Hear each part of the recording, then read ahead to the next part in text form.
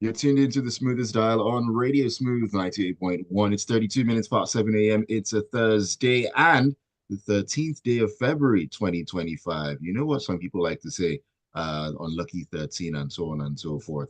But hey, as far as I'm concerned, we have all the luck in the world. We're alive, we are well, and we are keeping on keeping on. Ayokunmi Kikireko right here. We're about to get into the world of the papers, take a look at the headlines and the stories that are making the rounds on Freshly Pressed, an interactive session as always. So we are looking forward to you joining us to share your thoughts and your opinions on the stories we're talking about this morning.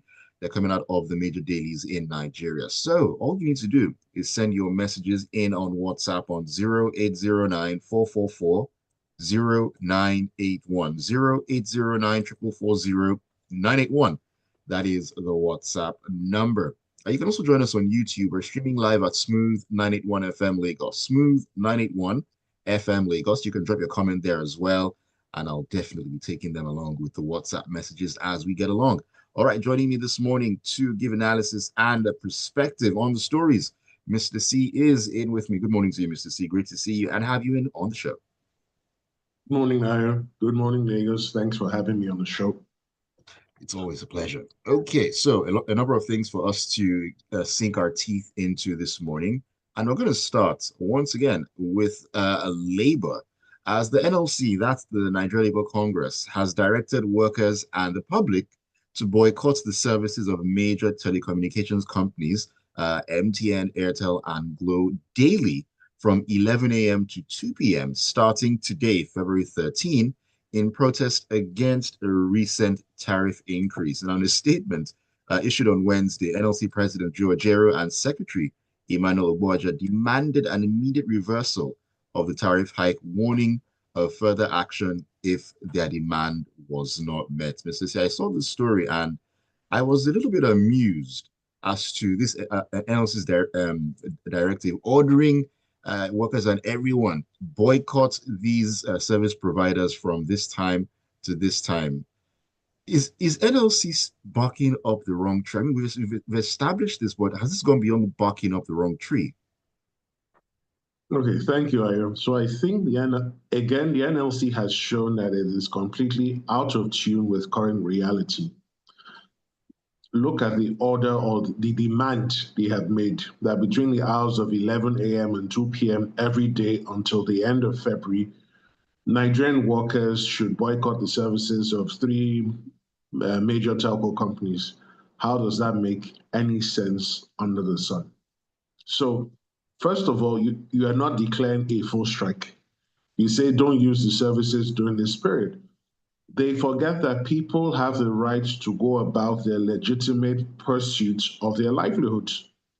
Now, the NLC is in no position to make that demand and is certainly in no position to enforce it. How are they going to determine who uses it or who doesn't use it? Are they going to shut down the equipment of the telco companies? That's one question. Who are the workers they're referring to? Certainly not the people in private employment. Three, they demand a return to the former tariffs. Now, like I explained, I think 2 weeks ago on this show, there is a clear economic reason or basis for the increase in tariffs. Just in the last 2 years, we have seen how the prices of a lot of goods and services escalate, increase rapidly without any halt or stop. So how the NLC expects the telecoms companies to continue to use rates that were set about 10 or 11 years ago beats my imagination. It's been explained to them that the equipment being used isn't manufactured in Nigeria. It has to be ordered outside the country. It has to be paid for. Then the data or internet subscription, you pay for it in hard currency. Now, the NLC says 50% won't work, that it will impose hardship on Nigerians. Okay, fair point. What are you proposing that will make sense? Because remember, like I said 2 weeks ago, these companies employ thousands, if not hundreds of thousands of Nigerian employees directly and an exponential number indirectly. So if you say that they cannot increase the tariffs, and What do you want them to do? Do you want them to fold up and leave? Is that what the NLC wants? Certainly, that's not what they should be suggesting. And how do they want the so-called or the bad services provided by some of these telecom companies to improve if they cannot charge a proper rate? This is the same problem we're having in the power industry. The investors that are required to pump in the investment have not come in because the tariffs do not make any commercial or economic sense. Now, in the telecom sector, we're trying to do that. Remember, the telcos asked for 100% increase. They only got 50. So there is still a big problem. Remember that they have to deal with diesel, they have to pay for alternative or renewable sources of energy, and these things do not come cheap, and they have to replicate them across the federation. The telcos are also dealing with multiple taxation at all levels of government. The NLC is not addressing that, is not proffering a solution or any workaround. Rather, they're taking the seemingly populist position, just roll it back. Life doesn't work that way. And it begs the question, if there are no economists within the ranks of the Nigerian Labour Congress, can they not pay private sector economists to generate a working paper for them and proffer solutions? Can they not approach any of the universities? We have professors who are very brilliant, to give them papers they can articulate, they can work with and present to the government. Because each time a proposal is made, they just come screaming no. But no is not the answer. If you say the proposal presented doesn't work, what is your counter proposal? So this is another move by the NLC that will fail resoundingly. And then I wonder what next they're going to come up with. At this point in time, Mr. C, is there anything the NLC can actually do to regain a level of relevance? Because over the last couple of months, from sometime in 2024, or even before that, where the NLC would say, oh, we're going on strike for this and that, and then a day before, oh, we've called off the strike because this and so on. We all remember the issues surrounding minimum wage, where they huffed and puffed and then settled for 70,000 naira as the minimum wage.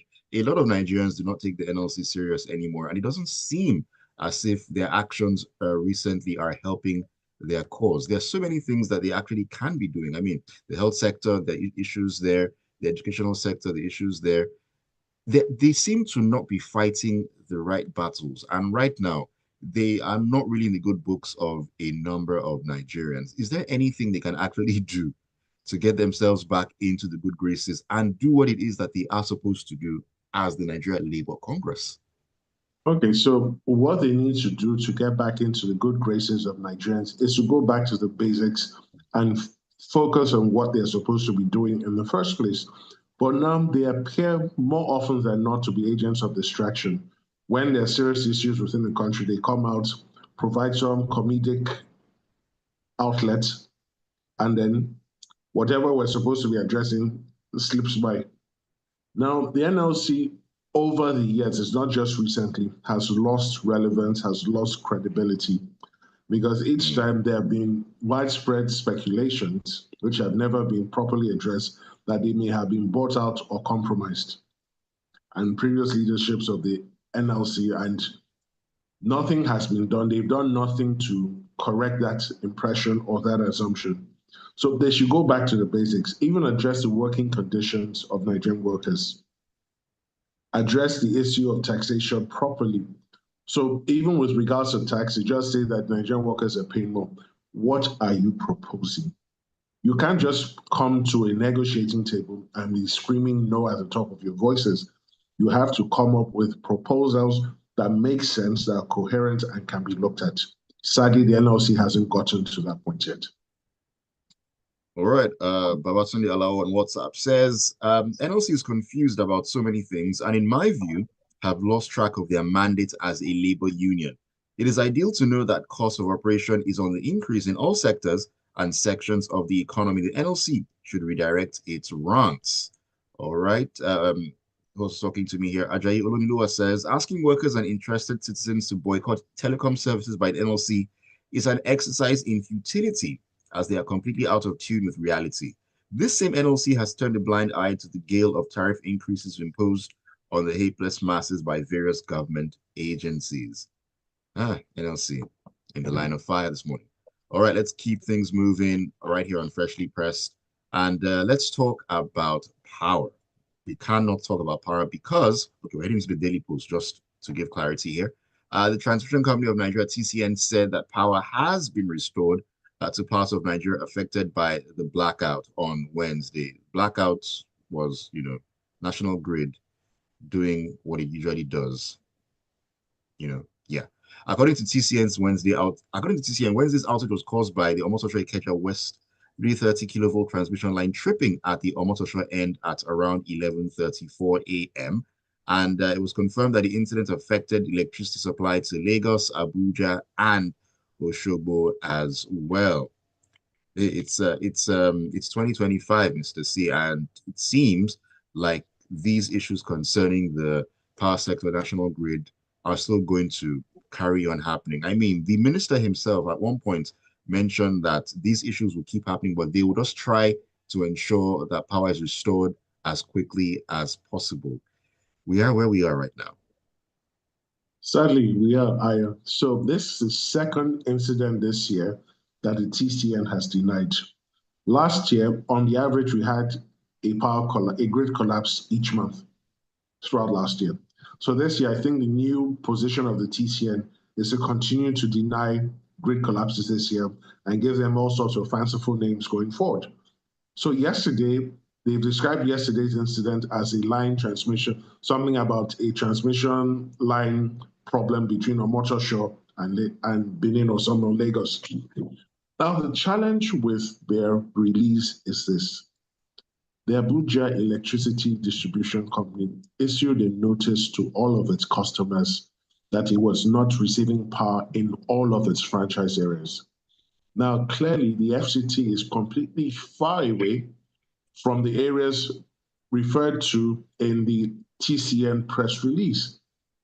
So what gives? It is clear that there was a power grid collapse yesterday. Why is there a sudden need to reclassify or redescribe what happened? Giving it funny names like line transmission slip-ups and the like don't cut it. And with all due respect to the Honorable Minister of Power, telling us that these issues will continue to exist and the real plan is to get power back online as quickly as possible doesn't cut it. If he was a minister for power in a serious country, would he still have a job after making a comment like that? I will safely say no, because the press will roundly call him out and the people will insist he be removed. There must be a long-term plan, right? And we see that a number of states have signed up to regulate the electricity markets. Now, again, funding remains a critical problem.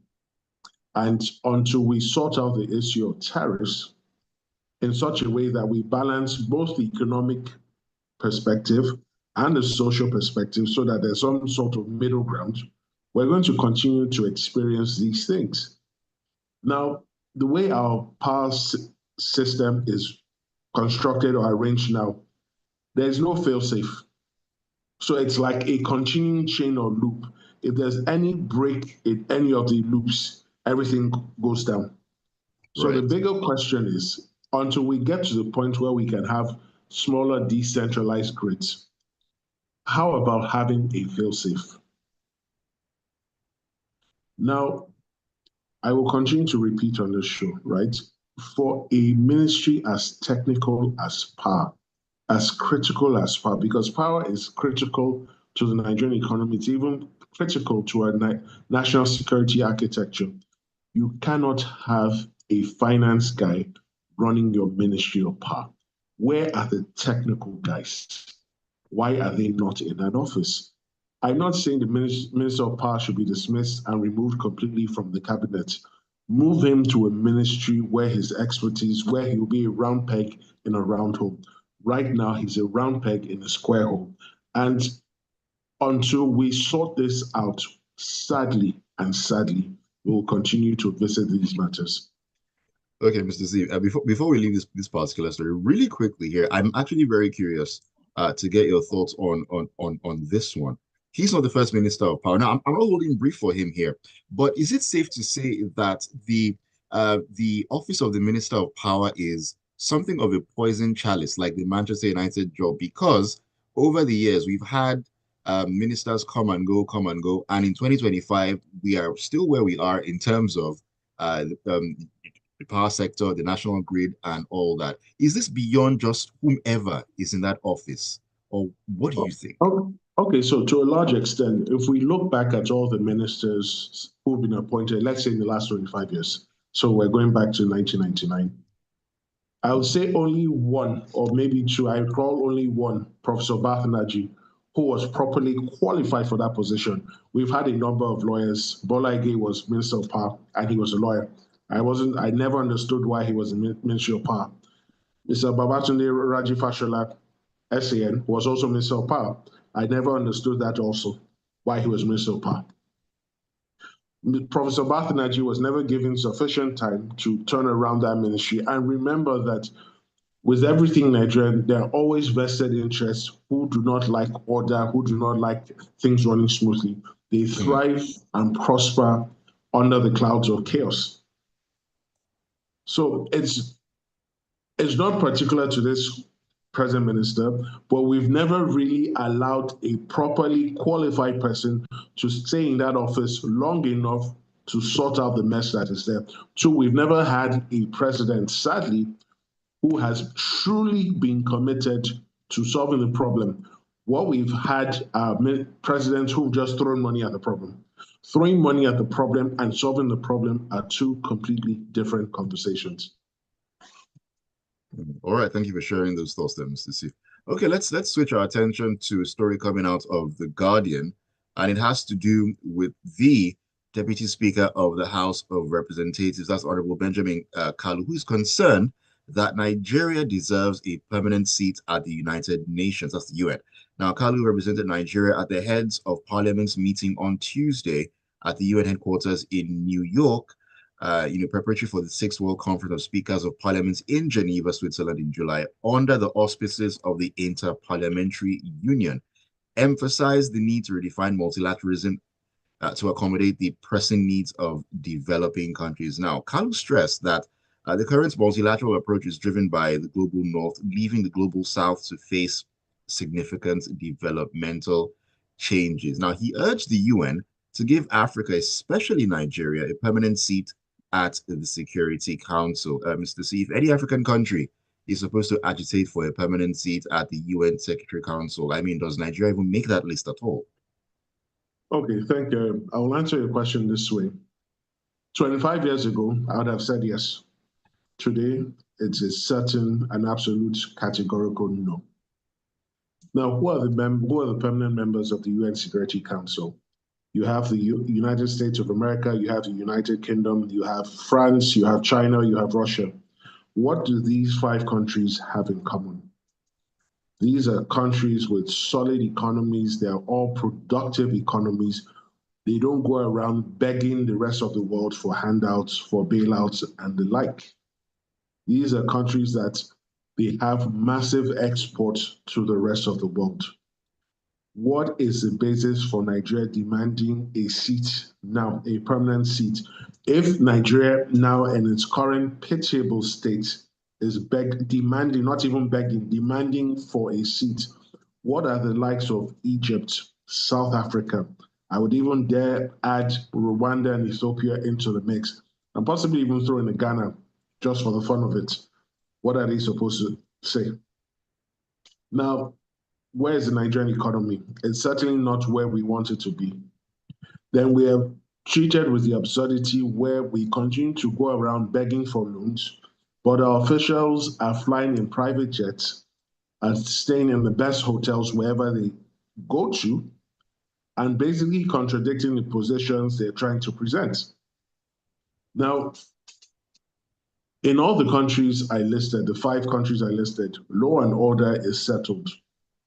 You may not like the version of law and order being practiced, especially in Russia and China, since they don't necessarily align with what we have come to experience in the West.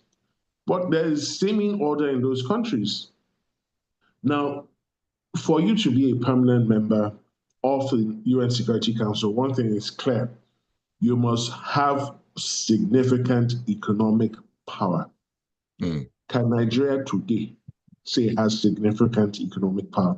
The answer is no. What is the per capita income of Nigeria today? It's dropped to about $835 or $850. It's certainly under $900 per person this year. Go and check out the per capita income of any of the current 5 members. So what is this argument all about? And why do our officials feel the need to continually expose the nation to ridicule outside the country? There was no need, there was no basis for making such an outlandish demand. I'm not even sure that his demand tallies with what this administration wants. Remember, we're still trying to beg for more money. This is a sort of incendiary statement that you're like, okay, since you want to join the council, you demand you be given a slot. Then you don't need money. Now, he's talked about multilateralism, and he said that the views of the North do not align with the South, and that the countries in the global North should bring in the countries in the global South. The question is why? Is it in their interest? Because let's not forget, every country acts according to its national interest. What will favor the country? It's not, so this is not about NGOs or feeling benevolent or charitable. Why Nigeria has not articulated any proper coherent position as to why it should be a permanent member. And frankly speaking, we're not there yet. We might get there in the near future or sometime in the future, but right now, the answer is no. All right, the answer is no right now. Let me sneak a message or two in before we keep things moving. Idimapuza says, is it during this constant collapse of electricity power grid that they want to increase tariffs? Are they telling us that we're now going to pay more for their negligence? They should stop taking our endurance as cowardice. Okay. Kali says, gentlemen, don't give yourselves headache. This country, now cruise. A finance man running your Ministry of Power, jokers all around. Veronica says, there's always a sign to everything and anything in life, aka business. Nigeria saw so much money coming in from crude oil and lost sense to alternatives, so we complain now. So the telcos should have seen the sign to adding alternatives to running their business in terms of power, seeking out local manufacturers, etc., which would have reduced some strains for them. Just a thought. Okay, that's your thought. Thank you for your perspective there, Veronica. Michael says, NLC is the most unproductive entertainment industry in recent times. I did not stutter. You've been listening to AB quite a lot, I see. NLC has a horrible scorecard, 2 over 100. This is even generous. And he says, beggars can't be making demands. The UN has class and prestige. Let us remain in our Delulu lane. Okay. All right, Mr. C, let's get back in and quickly let's talk about this story coming out of the Vanguard here. The House of Representatives Committee on Public Petitions has summoned the Comptroller General of the Nigerian Customs Service, Adewale Adeniyi, to appear before it on Tuesday next week, following a petition before it over the refusal of some top officials of the service to leave the service after their due retirement dates. Now, Obasi Ferguson Help Foundation had petitioned the 10th House alleging that some assistant comptrollers and comptrollers were due for retirement but have blatantly refused to leave the service. Mr. C, is this what we're doing now? Time for retirement, but no, I plant here, I'm not going. Is that what we're doing right now? Sadly, it's becoming an increasing pattern or something we've started to witness a lot more. And it's not just in the customs service, it's even the police force, where people who are supposed to have retired get controversial extensions of their terms of office and continue to remain in office. A clear case is the current IGP, who should have retired, but pursuant to the amendment of the Police Act, is still in office. Now, the petition was sent to the Senate Committee on Petitions, Public Petitions, and they are summoning the Comptroller General to appear before them next week to explain. Now, there is a subsisting Senate committee that has oversight over the Nigerian Customs Service. Are they going to be part of this exercise? I thought it would have been better to forward a petition to that committee, since they have direct oversight over the Nigerian Customs Service, and then to get the Comptroller General to explain what's going on. Now, what we might be treated to next week is he may not even show up next week. He may send someone, he may send a representative, they'll chase a representative out of the chamber, and then they'll then issue threats to arrest him. Then he will probably show up at the end. But really and truly, we can't have rules that continue to move. It's like literally shifting the goalposts after a football match has started. True. There has to be certainty as to terms of office, as to tenure in office. So if it says 35 years or 60, whichever one comes first, that should be it. No matter how spectacular or how wonderful or how gifted the individual officer is, once his time is up, his time's up. He has to go. Because remember, this is a nation of over 150 million, maybe 200 million. We don't even know the figures, and that's another problem because we haven't had a census. But all in all, it has to stop. We've seen how some officials have manipulated or maneuvered their way through the system to get controversial extensions to the terms of office, and it has to stop. So let's see what comes out of this exercise next week. I'm not going to hold my breath because this is Nigeria.